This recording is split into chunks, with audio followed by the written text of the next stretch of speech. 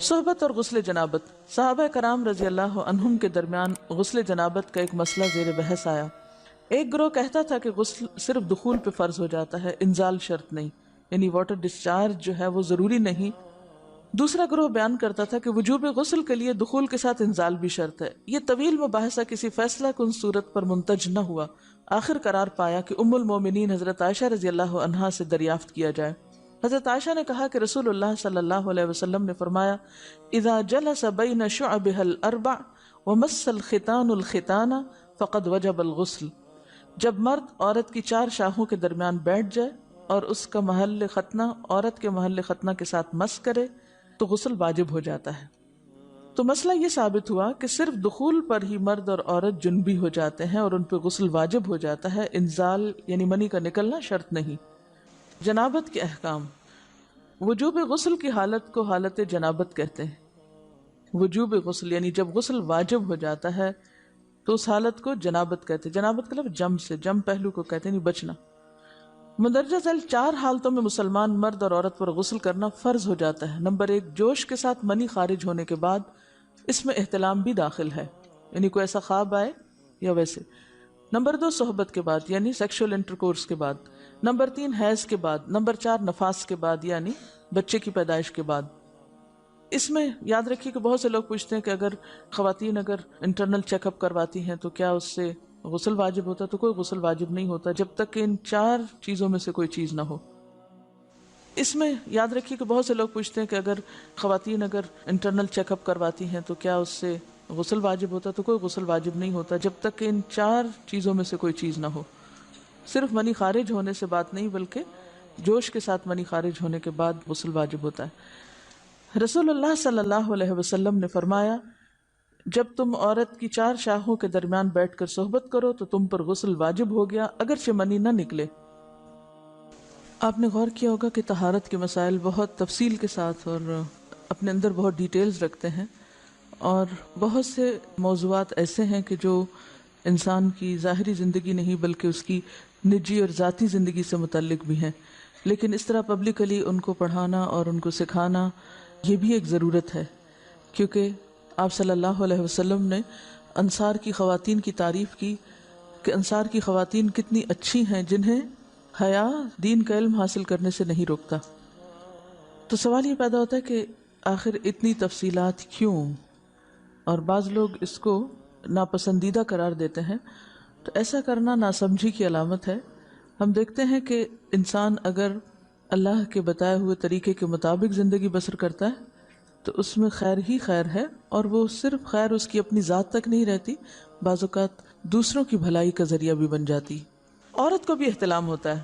ام المومنین حضرت سلمہ رضی اللہ عنہا روایت کرتی ہیں کہ حضرت ام سلیم نے رسول اللہ صلی اللہ علیہ وسلم سے کہا، اے اللہ کے رسول، یقیناً اللہ حق سے نہیں شرماتا، یعنی حق بات اور ایک ضروری بات جو ہے اس کو واضح کرنا ضروری ہوتا ہے، اور اس معاملے میں شرم سے کام نہیں لینا چاہیے، کہیں ایسا نہ ہو کہ انسان انجانے میں غلط کام کرتا رہے۔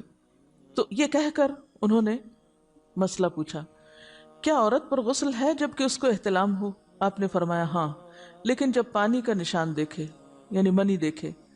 اس پر حضرت ام سلمہ نے شرم سے منہ چھپا لیا اور عرض کیا، اے اللہ کے رسول، کیا عورت کو بھی احتلام ہوتا ہے؟ آپ نے فرمایا ہاں ہوتا ہے، تیرا داہنا ہاتھ خاک آلود ہو، یعنی یہ ایک پیار کی ڈانٹ تھی۔ اور اس میں ہو سکتا ہے کہ مزاج کا فرق ہو، بعض خواتین کے ساتھ ایسا نہ ہو اور بعض کے ساتھ ایسا ہو، لیکن اس میں جو اصل چیز ہے وہ ایکسیسو واٹر ڈسچارج ہے۔ اس میں کہیں ایسا نہ ہو کہ لیکوریا وغیرہ کے ساتھ اس کو ریلیٹ کر دیا جائے، دونوں چیزوں میں فرق ہے۔ اور احتلام جو ہے وہ سوتے وقت ہوتا ہے، یعنی سو کر اٹھنے پر اگر انسان اپنے کپڑوں پر زیادہ ڈسچارج دیکھے، خواہ کوئی خواب یا کوئی فیلنگ یاد نہ بھی ہو، تو پھر غسل کرنا ضروری۔ معلوم ہوا کہ عورت یا مرد نیند سے اٹھ کر اگر تری یعنی نشان منی دیکھیں تو یہ احتلام کی علامت ہے، لہٰذا ان پر غسل کرنا فرض ہو جاتا ہے۔ اور اگر احتلام کی کیفیت انہیں یاد ہو لیکن نشان نہ پائیں، یعنی خواب یاد ہے لیکن کوئی سامنے علامت نہیں، تو غسل فرض نہیں ہوگا۔ ایسی صورت میں شک کی ضرورت نہیں ہے کہ نہیں وہ میں نے خواب دیکھا اور مجھے خواب بالکل صحیح یاد ہے تو مجھے نہانا چاہیے، نہیں، محض خواب پر نہیں نہایا جائے گا جب تک کہ فزیکلی کوئی ایسی چیز سامنے دیکھی نہ جائے۔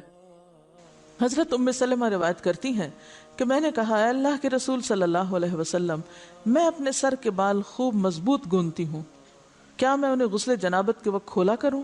آپ نے فرمایا ان کا کھولنا ضروری نہیں، تیرے لیے یہی کافی ہے کہ 3 لپ پانی اپنے سر پر ڈالے، پھر اپنے سارے بدن پر پانی بہائے، پس تو پاک ہو جائے گی۔ یعنی بالوں کی جڑیں بھیگنا، سکن بھیگنا ضروری ہے، سارے بال کھولنا ضروری نہیں ہے۔ جنبی کے بالوں کا مسئلہ، حضرت عائشہ کو خبر ملی کہ حضرت عبداللہ ابن عمرو عورتوں کو غسل جنابت کے لیے بال کھولنے کا حکم دیتے ہیں۔ فرمانے لگی ابن عمرو پر تعجب ہے، انہوں نے عورتوں کو تکلیف میں ڈال دیا، وہ انہیں سر منڈوانے کا حکم کیوں نہیں دے دیتے؟ یہ حضرت عائشہ کی ڈانٹ تھی، یعنی وہ یہ تو کہنے کہ عورتیں بال کھول کھول کے نہائیں، تو وہ پھر سیدھا یہی کہیں کہ عورتیں بال منڈوا لیں۔ میں اور رسول اللہ صلی اللہ علیہ وسلم ایک ہی برتن میں غسل کرتے، اور میں اپنے بال کھولے بغیر سر پر 3 چلو سے زیادہ پانی نہیں ڈالتی تھی۔ معلوم ہوا کہ غسل جنابت کے لیے بال کھولنے کی ضرورت نہیں، مگر یہ حکم صرف غسل جنابت کا ہے، غسل حیض کے لیے بالوں کا کھولنا ضروری ہے، کیونکہ وہ مہینے میں ایک دفعہ ہے۔ حضرت عائشہ سے روایت ہے کہ انہیں رسول اللہ صلی اللہ علیہ وسلم نے غسل حیض کے لیے فرمایا اپنے بال کھولو اور غسل کرو۔ اس میں آپ دیکھیے کہ دونوں چیزوں میں فرق کیوں ہے، دونوں کی نوعیت فرق ہے، اور حیض جو ہے وہ ایک نجاست کی کیفیت بھی ہے نا، قل ہوا اذی، تو اس کے بعد نہانا اور نہا کر خوشبو لگانا خاص طور پر اس کا سارا حکم آتا ہے، لیکن غسل جنابت میں نجاست کی وہ کیفیت نہیں ہے، یعنی حیض کا خون اور منی جو ہے ان دونوں کے حکم میں بھی فرق ہے، ٹھیک ہے نا۔ بعض علماء کے خیال میں جو منی ہے اٹ سیلف وہ ناپاک چیز نہیں ہے، اگر کسی کپڑے وغیرہ کو لگ گئی تو وہ کپڑا ناپاک نہیں، اگر اس کو خشک ہونے پر کھرچ کے صاف کر دیا جائے تو کپڑا صاف ہو جائے گا، لیکن خون حیض پر آپ صلی اللہ علیہ وسلم نے کیا فرمایا، چٹکیوں سے مل مل کے اس کو صاف کر کے دھوئے، تو ان دونوں میں بھی فرق ہے، لہٰذا ان دونوں کے بعد نہانے کے حکم میں بھی فرق ہے، ایک میں بال کھولے جائیں گے اور بال بھی دھوئے جائیں گے اور بالوں کی جڑیں بھی دھوئی جائیں گی، جبکہ دوسرے عام غسل جنابت میں بال کھولنا اور پورے بال دھونا شرط نہیں۔ بہت سی بچیاں ایسی جن کی شادی ہوتی ہے اور اس کے بعد انہیں ان مسائل کا پتہ نہیں ہوتا، یا تو وہ شرم کے مارے نہاتی نہیں، یا نہاتی ہیں تو پھر وہ پورے پورے بال دھو دھو کے سکھانے میں اور ان چیزوں میں اتنا وقت ضائع کر دیتی ہیں کہ پھر بعضوں کا شوہر کی نافرمانی اور آپس کے تعلقات میں ٹینشن، لوگوں کا خوف۔ تو اگر دین کا صحیح مسئلہ پتہ ہو تو انسان ان تمام مشقتوں سے بچ جاتا ہے اور ایک نارمل روٹین کی لائف گزار سکتا ہے۔ تو اس میں کیا صرف 3 کپ پانی، 3 لپ پانی، یعنی 3 دفعہ کیونکہ اگر ایک دفعہ ڈالنے سے پوری طرح نہیں بھیگا تو آپ یہ بھی کر سکتے ٹیپ کے آگے سر کر کے تو ساری اسکن جو ہے سر کی اس کو آپ گیلا کر لیں، پیچھے سے بال جو ہیں اگر لمبے ہیں تو ان کو ایک طرف کر دیں تاکہ پورے بال نہ دھونے پڑے، نہ سکھانے پڑے اور نہ خشک کرنے پڑے، اور باقی جسم پہ پانی بہا لیں۔ دوسری صورت یہ ہے کہ مگ میں پانی لے کے تو اس کو آپ تھوڑا تھوڑا کر کے پورے کو ایک دفعہ کریں، پھر اس کے بعد دوبارہ کریں اور تیسری دفعہ رول کر کے بالوں کو پیچھے سے شاور کیپ ڈال لیں اور باقی جسم پھر دھو لیں۔ شاور کیپ سے کیا ہوتا ہے عام طور پر کہ پیچھے کے جو سارے لمبے بال ہیں پھر وہ نیچے گر کے گیلے نہیں ہوتے، وہ آپ کے سر پہ ہی ٹک جاتے ہیں۔ تو سر کی سکن دھوئیں اور بالوں کو جوڑے کی شکل میں باندھ کے اوپر شاور کیپ پہن کے پھر باقی جسم کو اچھی طرح دھو لیں۔ تو اس میں آپ دیکھیں کہ جب بالکل سر کے سکن کا حصہ ہی تر ہوگا، اور یہ 3 دفعہ کرنا ہوگا، ایک دفعہ سے نہیں کام چلے کہ 3 دفعہ کرنا، تاکہ کوئی بھی بال برابر جگہ سکن کی خشک نہ رہ جائے۔ تو اس سے کیا ہوگا کہ جتنا کم بال گیلے ہوں گے اتنے کم دیر میں ان کو خشک بھی کیا جا سکتا ہے اور کسی بھی مشقت کے بغیر انسان نماز پڑھ سکتا ہے۔